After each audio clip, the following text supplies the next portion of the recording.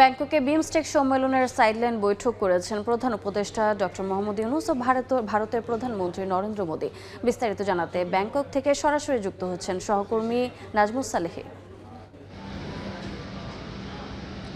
সেই বৈঠকটি আসলে অবশেষে শুরু হলো এবং সেটি হচ্ছে ব্যাংকক সময় স্থানীয় সময় দুপুর 1টার দিকে নরেন্দ্র মোদী এবং ভারতের প্রধান উপদেষ্টা ডক্টর মোহাম্মদ ইউনূসের হোটেল সাংগ্রিলার তৃতীয় তলায় ওই পাশের রুমে আসলে বৈঠকটি চলছে। এই মুহূর্তে আমরা নিচে অপেক্ষা করছি, তবে বৈঠকে কী বিষয়ে আলাপ আলোচনা হচ্ছে সেটি অফিসিয়ালি একটি বক্তব্য দিবে প্রধান উপদেষ্টার প্রেস উইং থেকে। তবে আমরা বিভিন্ন সূত্র থেকে জানতে পারছি যে বাংলাদেশ ভারতের যে দ্বিপাক্ষিক যে সম্পর্কের যে বিভিন্ন ইস্যু রয়েছে সেই সমস্ত ইস্যু হয়তো আজকে আলোচনা হচ্ছে না, বা সেই ইস্যুতে আজকে খুব বেশি আগ্রহ নেই ডক্টর মোহাম্মদ ইউনূসের।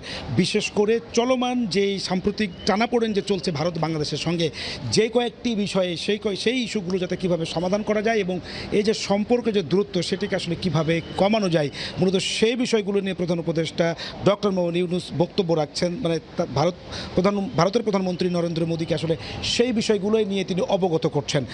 বাংলাদেশ ভারতের সাথে বাণিজ্য, বিনিয়োগ, উন্নয়ন যেগুলো দীর্ঘমেয়াদী যে সম্পর্কগুলো রয়েছে, সেই সম্পর্ক দীর্ঘমেয়াদী যে আলাপ আলোচনা সেগুলো নিয়ে কিন্তু কোনো ধরনের বক্তব্য বা সেগুলো নিয়ে প্রধানমন্ত্রী উপদেষ্টার খুব বেশি আগ্রহ তিনি দেখাচ্ছেন না, বা তিনি তার আলোচনায় আসলে সেই বিষয়গুলো নয়।